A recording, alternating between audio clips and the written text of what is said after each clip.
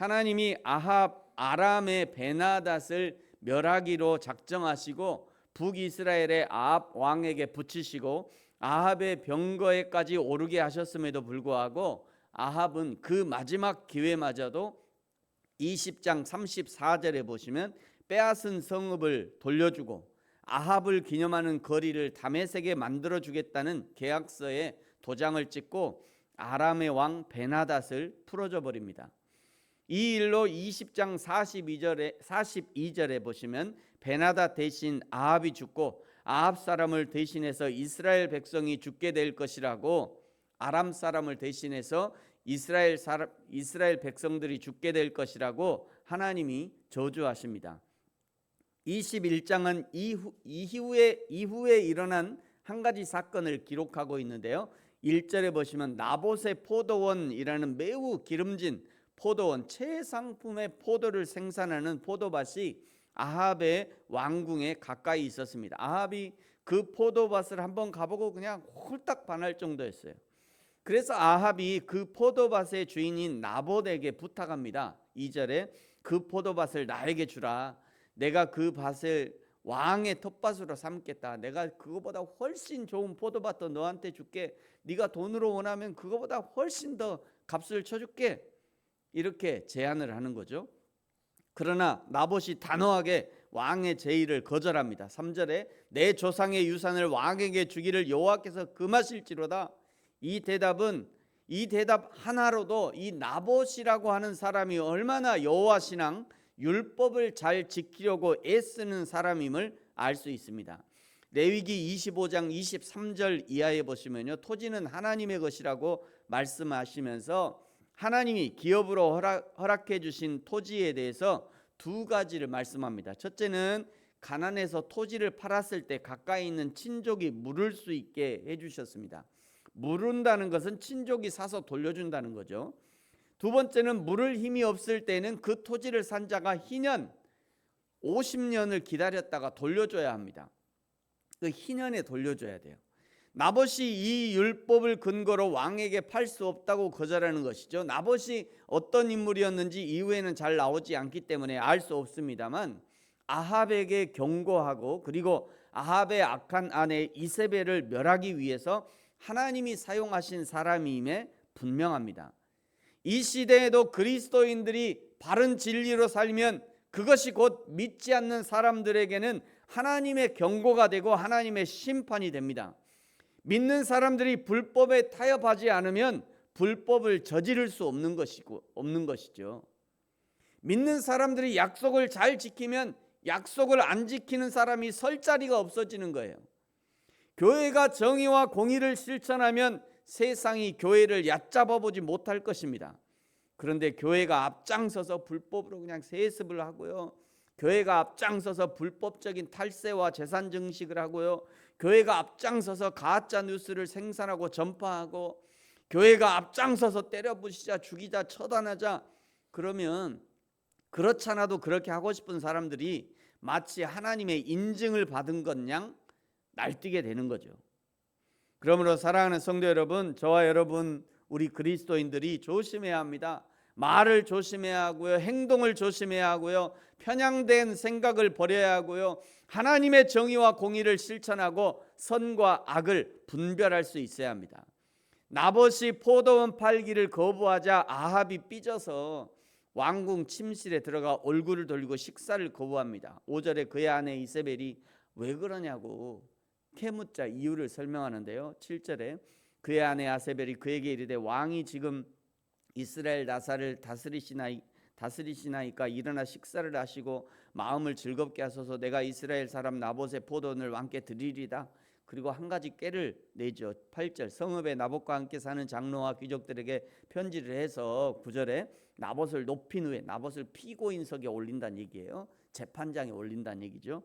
10절 그 재판장에 불량자를 매수해서 나봇이 하나님과 왕을 저주해서 증언하라고 하고는 끌고 나가서 신성모독으로 돌을 쳐 죽이라고 사주합니다.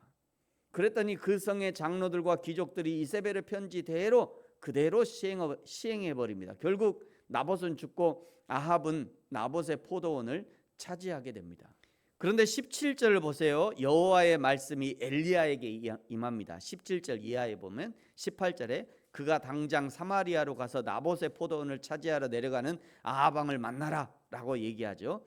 하나님이 아합을 저주하십니다. 19절에 너는 그에게 말하여 이르기를 여호와의 말씀이 내가 죽이고 또 빼앗았느냐 하셨다 하고 또 그에게 이르기를 여호와의 말씀이 개들이 나봇의 피를 핥고 그곳에서 개들이 내 피 곧 내 마음의 피도 핥으리라 내 몸의 피도 핥으리라 하였다 하라. 이 일로 얼마나 하나님이 화가 나셨는지 아합의 집과 그 집안과 악한 아내 이세벨도 저주를 퍼붓습니다. 30절에 20절 하반절에 보면요. 내가 내 자신을 팔아 여호와 보시기에 악을 행했다. 21절 너를 쓸어버릴 것이다. 내게 속한 남자는 이스라엘 가운데 매인자나 노인자나 다 멸할 것이다. 종이고 상전이고 다 멸할 것이다. 22절 내 집이 여로보암의 집처럼 될 것이고 아히야의 아들 바하사의 집처럼 될 것이다.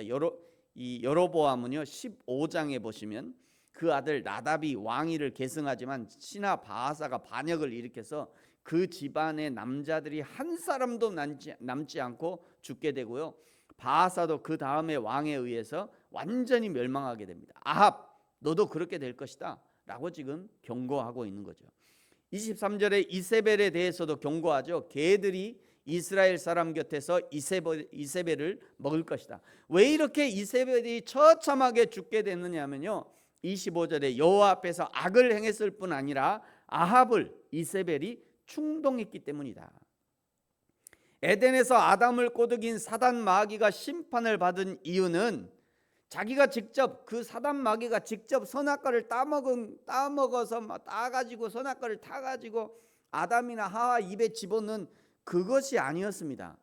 아담과 하와를 꼬드겨서 죄에 빠지게 했기 때문이에요. 꼬드김을 당한 사람이나 꼬드긴 사람이나 동일한 죄로 취급하신다는 거예요. 26절에 그가 이세벨이 우상에게 복종하여 심히 가증하게 행했다. 하나님이 판단하시는 것은 아합이 저렇게 악한 왕이 된 것은 그 아내 이세벨이 아합을 악한 왕으로 만들었다는 거예요. 열왕기상에서 여러 번 언급하는 부분이 바로 이 부분입니다.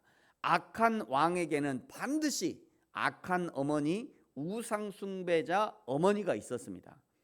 하나님을 섬겨도 우상을 섬기듯이 하나님을 섬기면 결코 자녀들이 거기서 신앙을 배우지 못합니다. 그러므로 우리의 신앙생활을 주의하셔야 돼요. 27절에 엘리야로부터 하나님의 추상 같은 심판을 선고받은 아합이 지금까지와는 달리 완악함을 벗어버리고 하나님 앞에서 굵은 배로 몸을 동이고 굵은 배에 눕고 풀이 죽어 다니면서 회개의 자세를 취합니다. 그런 모습을 보신 하나님이 29절에요. 아합이 내 앞에서 겸비함을 내가 보느냐. 아합의 회개는 비록 일시적인 것이기는 하나 그 순간에 있어서만큼은 결코 가식적인 것이나 표면적이지는 않았던 것 같아요. 결국 아합 당대의 심판은 면하게 되고요. 아들의 시내에 심판하실 것이라고 말씀합니다. 저와 여러분의 오늘이라는 상태가 마치 아합과 비슷합니다. 하나님의 심판이 유보된 상태예요. 우리도 얼마나 악합니까? 우리의 생각이, 말이, 행동이, 언어가 하루에도 12번 심판을 받아도 마땅할 정도가 아닙니까? 그럼에도 불구하고 하나님이 심판을 미뤄주신 거예요. 그것이 오늘이고요. 오늘이라는 기회를 하나님이 지금 우리에게 주고 계시는 거예요. 왜 하나님이 우리에게 기회를 주시느냐면 우리가 변화되어서 열매될 것을 기대하시는 거죠. 저와 여러분이 그 하나님의 기대하심에 부응해서 여러분 오늘 선한 일을 행하고 하나님께 영광을 돌리고 오늘 기대하시는 그 하나님 앞에 하나님 사랑, 이웃 사랑을 실천하는 저와 여러분이 되어지기를 예수님의 이름으로 축복합니다. 기도하겠습니다. 하나님 아버지 감사합니다. 오늘이라는 기회의 시간을 주셔서 감사합니다. 우리에게 귀한 오늘이라는 기회를 주셨으니 오늘 사랑하게 하시고 오늘 섬기게 하시고 오늘 하나님의 나라와 영광을 위해 헌신할 수 있게 하여 주옵소서. 내일을 장담하거나 내일로 미루지 말게 하시고 오늘 하나님의 감동하시는 바로 그 일을 순종함으로 행할 수 있는 믿음의 사람들 되게 하여 주옵소서. 감사합니다. 예수님의 이름으로 기도합니다. 아멘. 하늘에 계신 우리 아버지, 아버지의 이름을 거룩하게 하시며 아버지의 나라가 오게 하시며 아버지의 뜻이 하늘에서와 같이 땅에서도 이루어지게 하소서.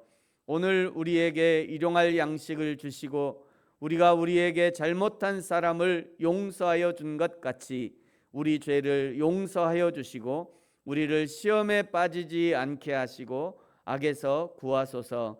나라와 권능과 영광이 영원히 아버지의 것입니다. 아멘.